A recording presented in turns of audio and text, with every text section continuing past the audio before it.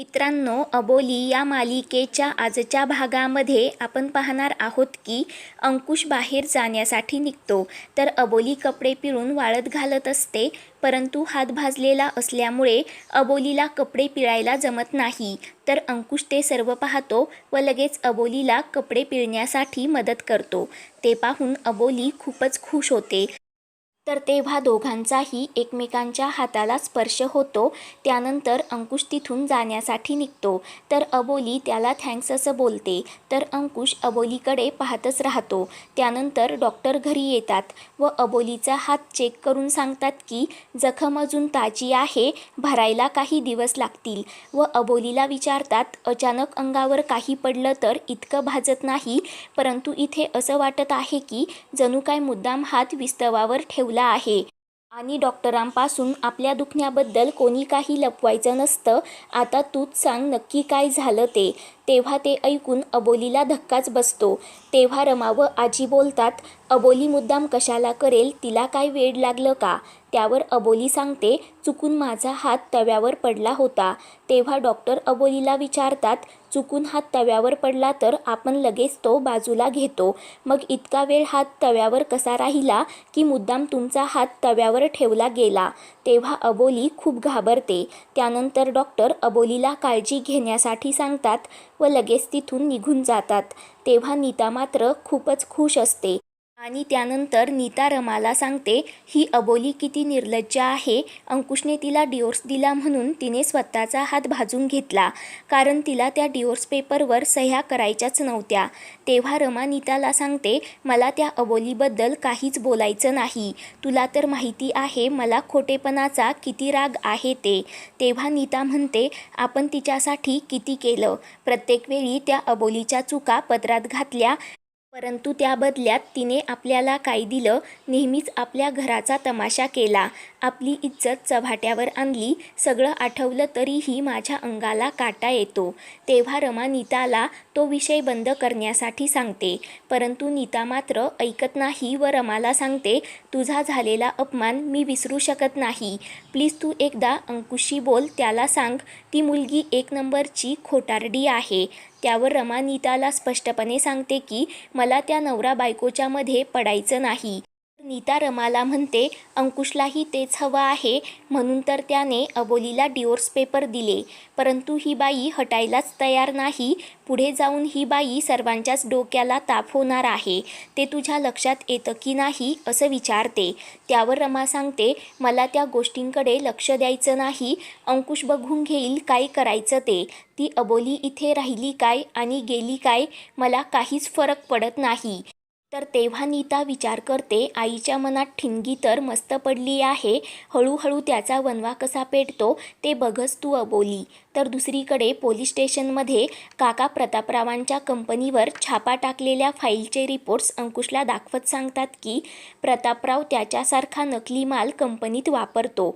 आम्ही सगळी चौकशी केली आहे, सर्व कच्चा माल कमी दर्जाचा आहे. ते पाहून अंकुश खूपच खुश होतो. तेव्हा काका अंकुशला सांगतात, प्रतापरावांसारखी माणसं कुठल्याही थराला जाऊ शकतात, तुमच्या जीवालाही धोका आहे, तुम्ही जपून राहा. तेव्हा अंकुश काकांना विचारतो, या अगोदर प्रतापरावांसारखे गुन्हेगार माझ्यासमोर आलेच नाहीत का, परंतु या खाकीसमोर कुणाचाही निभाव लागला नाही. त्यांची काय अवस्था झाली हे तुम्हालाही चांगलंच माहिती आहे. त्यावर काका होकार देत सांगतात, माहिती आहे, तुम्ही त्यांची पळताभुई थोडी केलीत, कायद्याने त्यांच्या नांग्या ठेचल्यात, परंतु हा प्रतापराव खूप हरामखोर माणूस आहे. तर अंकुश सांगतो, मला काहीच फरक पडत नाही, मी कोणत्या प्रतापरावांच्या मागे लागलेलो नाही, तर एका गुन्हेगाराच्या मागे लागलेलो आहे. आणि गुन्हेगाराने जर गुन्हा केला असेल तर त्याला शिक्षा होणारच, कारण माझ्यासाठी आधी खाकी मग बाकी. तर दुसरीकडे रमा तिच्या जुन्या साड्या पाहत असते. तेवढ्यात नीता तिथे येते व तुझ्या साड्या खूप छान आहेत, तुला वापरायच्या नसतील तर कुणाला तरी देऊन टाक असं रमाला सांगते. तेव्हा रमा नीताला बोलते, दिवशी वाटत नाही, कारण या साड्यांमध्ये माझ्या एक एक आठवणी आहेत, म्हणून जपून ठेवल्यात. मुलगी जेव्हा बाई होते ना तेव्हा साडी तिची आठवण होते. त्यानंतर रमा तिच्या साखरपुड्याची, नीताच्या बारशाची व अंकुशच्या बाबांनी लग्नानंतरच्या पहिल्या पाडव्याला दिलेली साडी नीताला दाखवते. तेव्हा नीता ती साडी रमाकडून घेते व खूप छान असल्याचं सांगते. त्यानंतर नीता रमाला बोलते, या साड्या धुवून इस्त्री करून मगच तू या सुटकेसमध्ये ठेव, म्हणजे तुला वाटेल तेव्हा या साड्या तुला घालता येतील. तेव्हा रमा नकार देते, परंतु नीता मात्र ऐकत नाही व मी अबोलीला तुझ्या या साड्यांना इस्त्री करायला सांगते असं बोलते. परंतु रमा नकार देत, मला कोणीही माझ्या साडीला हात लावलेला आवडत नाही असं नीताला सांगते. परंतु नीता ऐकत नाही. तेव्हा ती खूपच आग्रह करते. तर नाईलाजाने रमा होकार देते व अबोलीला नीट इस्त्री करायला सांग असं नीताला सांगते. ते पाहून नीता होकार देते व खूपच खुश होते. त्यानंतर नीता ती साडी घेऊन तिच्या रूममध्ये येते व दार बंद करून इस्त्री चालू करते व रमाच्या साडीचा पदर जाळून टाकते व विचार करते, अबोली हे भोग आईच्या साडीला नाही तर तुझ्या नशिबाला पडलं आहे. तर दुसरीकडे अबोली तयार होत असते. तेवढ्यात नीता तिथे येते व अबोलीकडे रमाची साडी देत इस्त्री करण्यासाठी सांगते व सगळ्यात महत्त्वाचं म्हणजे ही साडी आईला अंकुशच्या बाबांनी दिली आहे, त्यामुळे तिचा हिच्यात खूप जीव आहे, नीट इस्त्री कर असं अबोलीला सांगते. तर अबोली लगेच आनंदाने होकार देते. तर नीता रमाला आवाज देत साडी अबोलीकडे दिल्याचं सांगते. तर ती साडी पाहून अबोली नीताला ही साडी तर फाटली आहे असं धक्क्यानेच बोलते. तेव्हा नीता सांगते, मला व आईला माहिती आहे, तू टेन्शन घेऊ नकोस, कारण ही साडी अगोदरच फाटलेली आहे. तेव्हा साडी फाटली असली तरीही या साडीत आईच्या आठवणी आहेत आणि आठवणी अशा फेकून देता येत नाही. त्यामुळे तू नीट जपून इस्त्री कर आणि आईला परत दे, म्हणजे आईसोबत तुझ्याही आठवणी तयार होतील, आई तुझ्यावर खूप खुश होतील असं ती अबोलीला सांगते.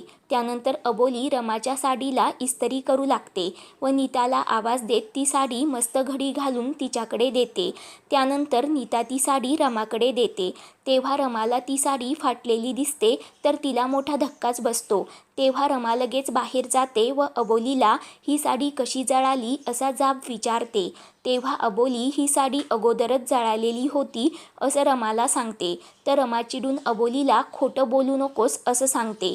तेव्हा अबोली बोलते, मी नीताताईला विचारलं होतं, त्या मला म्हणाल्या की ही साडी अगोदरच फाटलेली आहे. तेव्हा रमा नीताला आवाज देत विचारते, परंतु नीता नकार देत, मी जेव्हा अबोलीला साडी दिली होती तेव्हा ती व्यवस्थित होती असं सांगते. तर नीताचा खोटेपणा पाहून अबोलीला धक्काच बसतो. तेव्हा नीता तूच आईची साडी जाळलीस असा आरोप अबोलीवर करते व अबोलीला बोलण्याचा चान्स देत नाही. तेव्हा रमा अबोलीवर चिडून तिला खोटारडी असं बोलते. तर नीता अजूनच रमाचे कान भरवते. तर तेव्हा रमा अबोलीला सांगते, खोटं बोलणाऱ्यांची मला खूप चीड येते. तू पुन्हा एकदा सिद्ध केलंस की तू विश्वास ठेवण्याच्या लायकीची नाहीस, एक नंबरची खोटारडी आहेस व लगेच तिथून निघून जाते. तर नीता अबोलीकडे पाहून मोठ्याने हसत तिला चिडवते व तिला ठेंगा दाखवत तिथून निघून जाते. तर तेव्हा अबोली विचार करते, काहीही झालं तरी हे घर माझंच आहे व मी हे घर सोडून कुठेच जाणार नाही. उद्याच्या भागामध्ये अंकुश अबोलीसाठी साडी घेऊन येतो व अबोलीला त्या साडीत पाहून खूपच खुश होतो. पुढील भागांच्या अपडेटसाठी चॅनलला सबस्क्राईब